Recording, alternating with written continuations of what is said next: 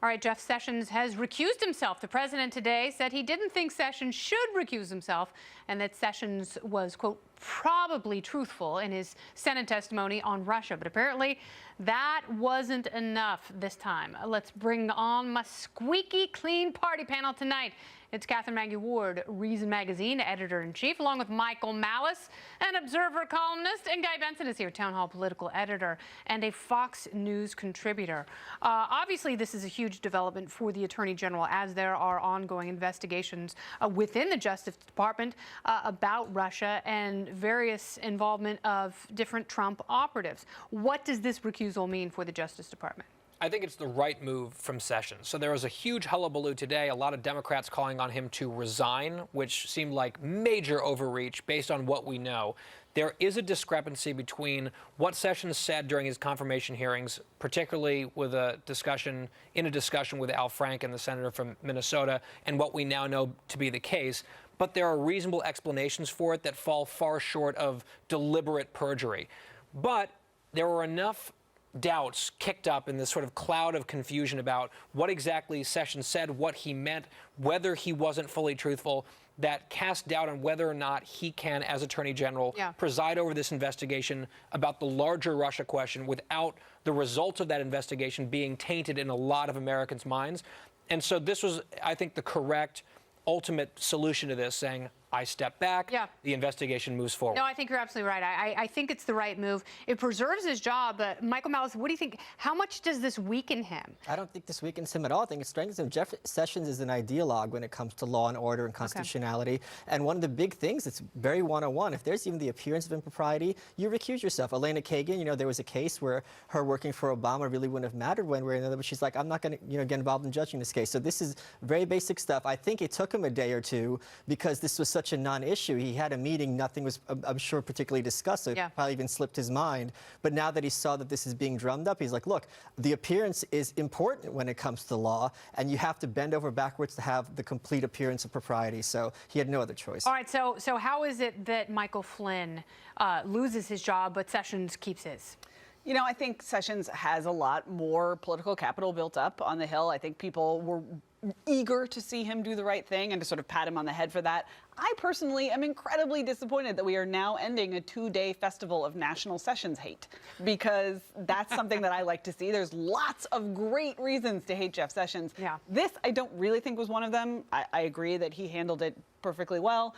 I wish that we could say, now let's return to hating Jeff Sessions for the right reasons. In fact, I think we'll return to ignoring Jeff Sessions as we move on to more horrors. Well, I'll ask you the same question I asked Michael Malice. You know, obviously he doesn't have to resign, but what does a recusal do? Does it create any sort of a dark cloud over the Justice Department? And does it give Democrats an entree, or at least something they were looking for to weaken the administration? This is something that human brains do. They retain information that supports their point of view. And I think what we're going to see is that it will be a talking point going forward. Sessions was part of shadowy Trump-Russia conspiracy. That will be a thing that will never go away.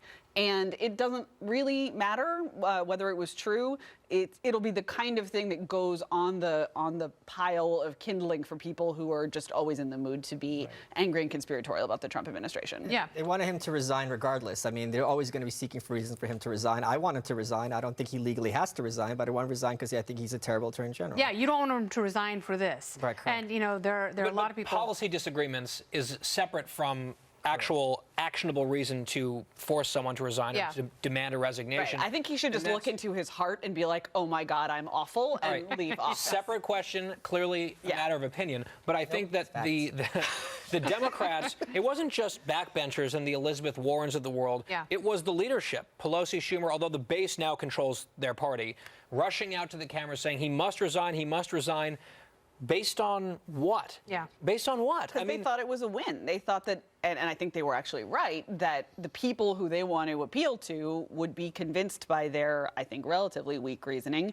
And again, that what they want to do is, it's less about what Jeff Sessions does today, and it's more about sowing doubt and concern But I about guess here's Republicans my in problem with that, office. and I think you're absolutely right. I think that's what they're doing. They're appealing to the base, and they see that there's no way for them to lose here because either Jeff Sessions is going to resign or just calling for it makes angry people really, really happy for just a moment. But it's so much crying wolf that it's exhausting. But the whole broader narrative is that this whole administration's illegitimate. So if they had their way, they would have every single person resign, and they would never have to have anyone in the Supreme Court added until you have a Democratic president again. We also shouldn't overvalue, like, it is fantasy. I mean, it is. But they're living in a fantasy world. Fantastical thinking. there's a reason there's this cliche, though, about the most dangerous place in Washington is between Chuck Schumer and a camera. Like, this was classic Chuck Schumer to be like, I better make the most extreme statement first and loudest. And, Nancy Pelosi on board gives it a little more gravitas, but I don't think it's actually. No, I don't think so. I'm with Guy I said here. a little. I just the two of them together. She's got those pearls. It's very. Man, they are the Lenny and Squiggy of a bad sitcom.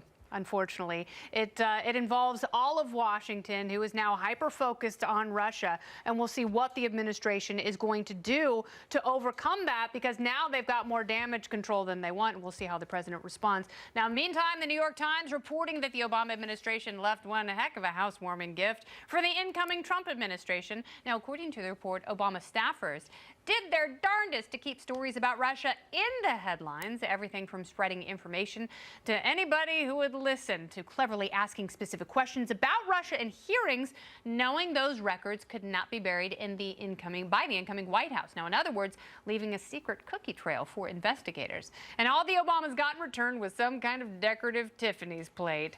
So was it sour grapes or central to national security? A bunch of lawyers in the former administration just lawyering all over the place, as lawyers do. What do you make of that? So they can defend themselves saying, we were worried that the incoming administration wouldn't take this seriously and might try to cover it up. Trump said repeatedly that there was no meddling, even though the intelligence community said otherwise. The uncharitable explanation is they want to undermine this guy that they lost to, and they're bitter about it. And I would point out, during the campaign itself, Russia was being litigated as a campaign issue. The Obama White House was pretty mum on it because they thought Hillary was going to win. And now they're like, oh, damn it. No, why didn't we should just have come made a bigger out? deal. And that's that's on them. That was their decision, their political calculation. And now they're trying to make up for it, it seems like. And it's transparently political. But Michael, to Guy's point, like, everything is political now. Every single thing, every action by every agency and every administration and every person is so politicized, it's impossible to know who to believe. You believe none of them because they're all villains. I disagree a little bit with the intro because I think they were doing a tightrope because they were certain that Hillary was going to win. But they wanted to make things bad for Trump, but they didn't want to make a huge mess for her to clean up. So how do you, kind of square that circle? Oh, that's definitely right. That's exactly what they were doing. And now it's like too little too late, and they're out of power, and they don't know what to make of themselves. And he's in control of all these agencies. Yeah. And it's going to be very hard for this so-called deep state that Bill Kristol's so in love with to kind of fight this attack on the back end when you have him attacking the media as well. Yeah, but they also defend the deep state when it comes to someone like Edward Snowden. And I don't think they can have it both ways. We got to move on pretty soon, but your take on this and the lack of transparency in the Obama administration. Right, so this is, you'll recall, the most transparent administration in history. I don't recall that, actually. Yeah, I mean, you may have heard something about that 8 years ago. And yeah, I love it that on the way out, they're like, oh, here's some information, but you didn't hear it from us, bye. And if that's what we mean by transparency now, then journalists should just give up, because we also apparently can't email our FOIA requests now. You have to fax those in. So congratulations, Well, I mean, journalists. fax machines are the wave of the future. That's what I hear. Yeah, those typewriters with TVs on them. Yucky! All right, if this whole Russia fiasco weren't enough, the Trump administration is also grappling with what on earth to do about North Korea. And now we're told the White House is weighing strategies, including regime change and possible military action to prevent North Korea from building a nuclear missile capable of hitting the U.S. Now, keep in mind, North Koreans already have a number of nukes, plus a huge military and a lot of other weapons. So taking out their leader or going to war could be very messy. In other words, we don't have a lot of good options. Plus, their leader, Kim Jong-un, he's a little nutty. Experts say he orchestrated the recent assassination of his half-brother using a female hit squad and super toxic nerve poison. But now the North reportedly claiming the guy simply had a heart attack. That's all, man. I mean, look at him. Come on. So what should the White House do here, Michael? Well, Malice? Katie McFarland, who I met on this show, who I'm going to email about this, this headlines were a little misleading because she sat down with her whole team and said, let's see what all the options are. And one of the options are up to including a military strike. And the headline saying, Trump considers military strike on North Korea. It's an obscene headline. Yeah. There are no good options. And the one thing I would point out that these articles aren't talking about is that we have 200 to 300,000 people in concentration camps in North Korea. They are told explicitly and constantly, if the U.S. imperialists invade, we're going to kill you all and wipe these camps clean. So day one of any military attack, you're going to have genocide in the orders of 100,000 people. So I don't think the White House is going to be taking, or just China, or South Korea, or Japan are going to take something like that very lightly. Do you think China steps in front of the moving train to say stop? China's already started. So they are refusing the coal shipments, which is a great way to squeeze. They've had enough. Malaysia just today rescinded the right of North Korea and Malaysia to have visa-less travel between the two nations. Yeah. So the coalition is coming together. Look, who's traveling from North Korea anywhere aside from the very top? Michael Malice has. Only the very top elites. Yeah. And if you leave North Korea, your family has to be left behind as hostages to make sure you stay in line. Oh You come back. Yes, God, correct. that's insane. It's sick. All right, Catherine, last word. Worst crude. Yeah, I mean, I think this is, I agree with you that the headlines are exaggerated. They could easily have also done the headline, Trump considers doing absolutely nothing on North Correct. Korea. That would have been an equally Correct. accurate headline. And the reason we're seeing the headlines the way we are is because it plays to people's fears about the worst case scenario, which is crazy man negotiates with crazy man with nukes. Right. Yeah. That's what people were fear-mongering about Trump during the campaign. What if Dennis Rodman emerges as the most moderate, level-headed person in this entire scenario? He already has. Very good. He often does in my dreams.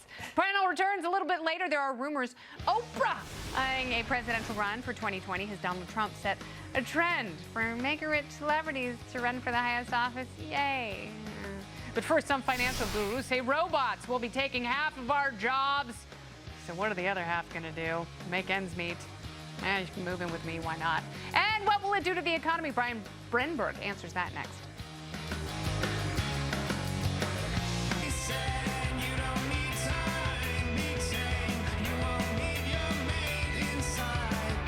Back home.